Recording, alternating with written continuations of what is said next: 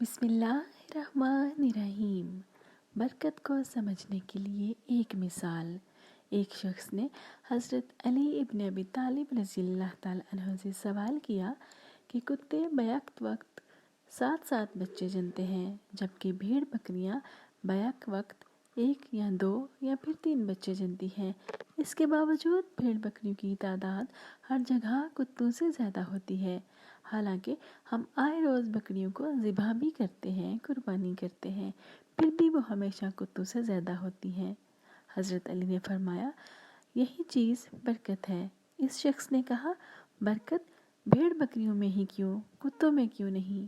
فرمایا، بھیڑ بکریاں رات کے شروع میں سوتی ہیں اور فجر کے وقت جاگتی ہیں تو برکت کو پا لیتی ہیں، مگر کتے ساری رات بھونکتے ہیں اور فجر یعنی رحمت کے وقت سو جاتے ہیں، اس لیے رحمت سے محروم رہ جاتے ہیں۔